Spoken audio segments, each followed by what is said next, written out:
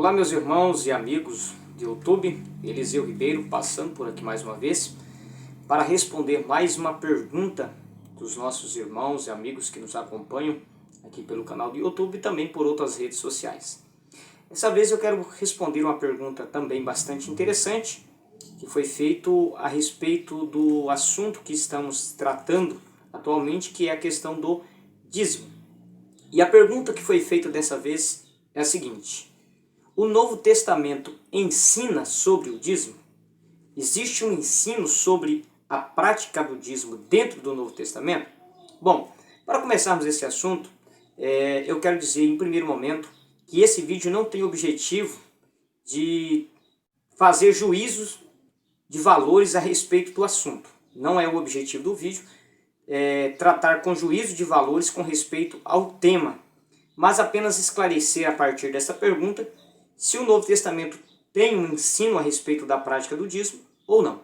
Bom, e para começarmos é bom nós entendermos a diferença entre menção de assunto e ensino sobre o assunto. O Novo Testamento menciona a palavra dízimo, menciona a prática do dízimo por algumas vezes, mas isso não quer dizer que há um ensino dentro do Novo Testamento com respeito ao dízimo. O ensino é quando você aborda o assunto, aborda o tema, com a intenção de trazer um comentário a respeito do tema, esclarecer algum ponto ou até mesmo instruir alguém a respeito daquela tal prática. No caso do dízimo, nós veremos algumas referências ao termo dízimo, algumas referências à prática do dízimo, mas observaremos elas se tratam de ensinos ou apenas são referências. Ou seja, alguém em meados de um assunto menciona a prática do dízimo ou se ele está de fato ensinando a respeito da prática do dízimo. É isso que veremos. Na introdução desse vídeo eu quero dizer que a palavra dízimo, nesse sentido de prática religiosa, dentro das nossas Bíblias tradicionais, Almeida Revista Corrigida, Revista e Atualizada, ela aparece no Novo Testamento 10 vezes. 10 vezes a palavra dízimo como uma prática religiosa. Aparece 10 vezes, sendo ela em 9 versículos. E eu listei eles aqui para vocês e eu quero mencionar e você pode acompanhar na sua Bíblia. Mateus capítulo 23, versículo 23, Lucas capítulo 11, versículo 42, Lucas capítulo 18, versículo de número 12, Hebreus capítulo 7, versículo 2, versículo 4, versículo 5, versículo 6, versículo 8 e versículo 9. Lembrando que no versículo 9, a palavra dízimo nas Bíblias de formas tradicionais, essas Bíblias mais literais, né, vamos dizer assim, do texto grego, ela aparece a palavra dízimo 2 vezes no versículo 9. Então são 9 versículos e 10 vezes mencionada a palavra, sendo 2 vezes mencionada no versículo 9 de Hebreus capítulo 7. Ok, vamos analisar aqui texto por texto para ver se há um ensino a respeito do dízimo ou se há apenas uma menção da questão do dízimo. Bom, Mateus capítulo 23 e Lucas capítulo 11 são passagens paralelas que podem ser feita uma análise dos dois textos em conjunto.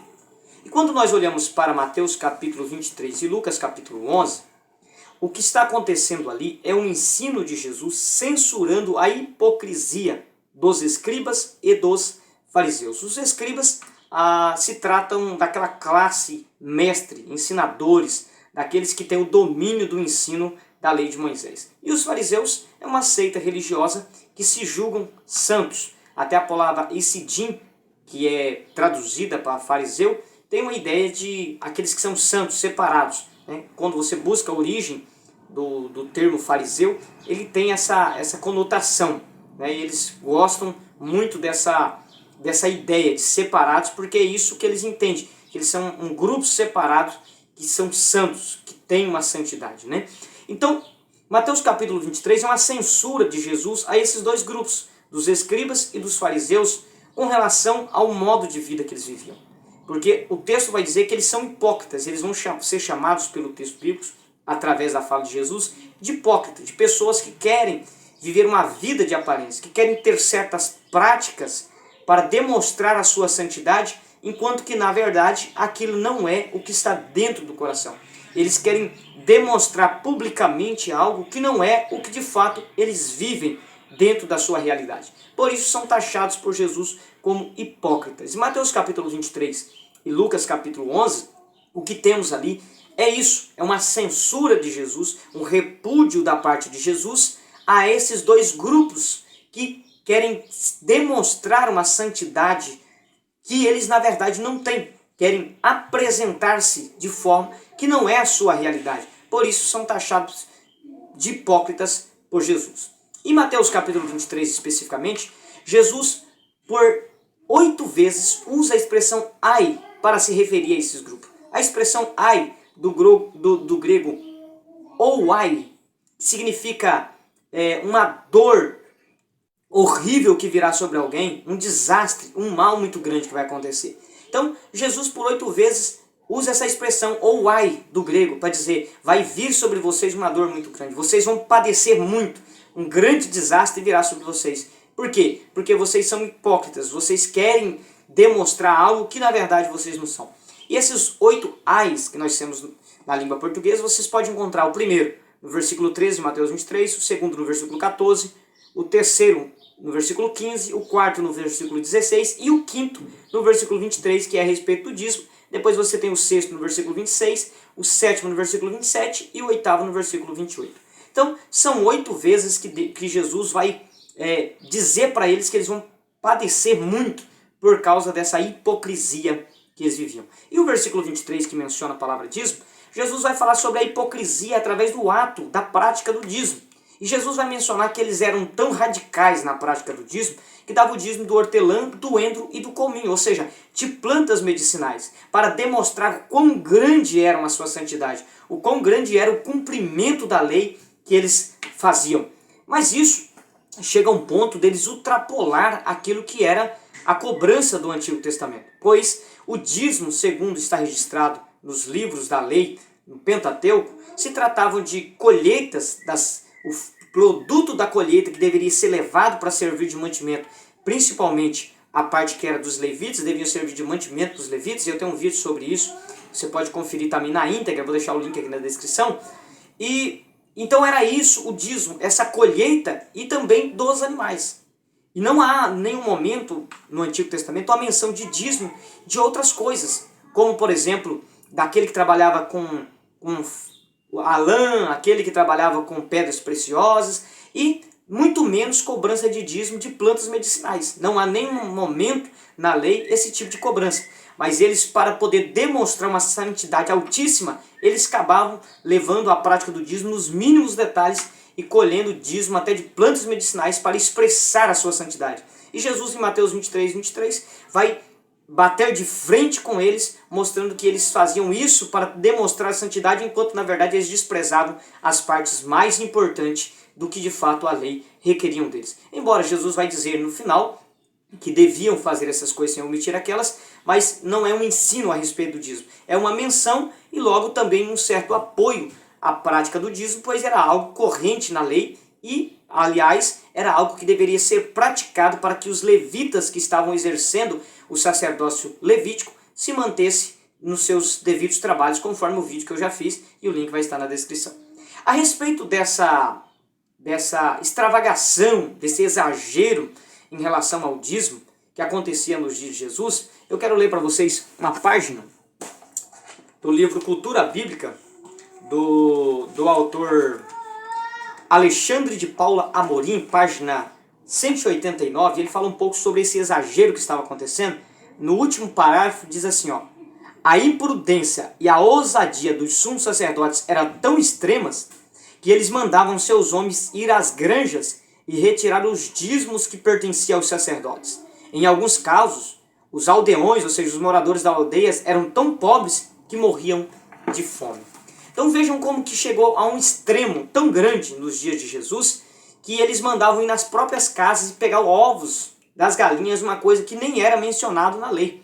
Mas eles vão partir para esse caminho por causa de um extremismo muito alto, uma cobrança muito alta, e o autor encerra dizendo que por essas razões o povo chegava a padecer de fome. Então era isso que Jesus estava batendo, era contra isso que Jesus estava batendo, sobre esse extremismo e essa hipocrisia enquanto na verdade não estava levando tão a sério a santidade que Deus requeria, conforme Jesus vai dizer em Mateus 23, verso 23. Já em Lucas capítulo 18, versículo 12, Jesus conta uma parábola a respeito de um fariseu, de um religioso, e um publicano que era considerado um pecador, que ambos sobem juntos para orar, e mais uma vez a hipocrisia aparece no fariseu, quando ele diz, olha, eu jejuo 2 vezes na semana e dou o dízimo de tudo.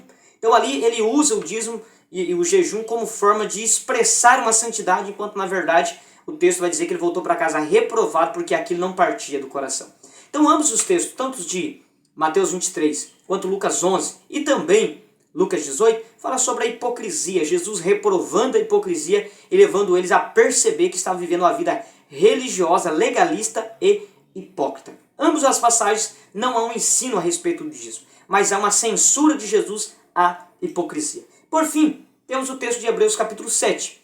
Hebreus capítulo 7, para todo estudioso da Bíblia, percebe que o escritor aos Hebreus ele está mostrando a superioridade de Cristo na Epístola aos Hebreus, superior aos anjos, superior à lei, superior a Moisés, e por fim, no capítulo 7, ele vai mostrar que o sacerdócio que Cristo pertence, que é o sacerdócio de Melquisedeque, eu tenho um vídeo também sobre isso, vou deixar o link aqui na descrição, você pode também assistir na íntegra. O sacerdócio de Melquisedeque, ele vai mostrar que é superior ao sacerdócio atuante naquele momento, que é o sacerdócio levítico. E como demonstrar isso? Bom, é bom percebermos, entendermos, que Melquisedeque aparece apenas uma vez no Antigo Testamento, que é Gênesis capítulo 14. E nessa ocasião, ele recebe dízimo de Abraão, dízimo dos despojos, conforme o texto bíblico vai nos dizer, e também tem um vídeo sobre isso, vou deixar também aqui na descrição.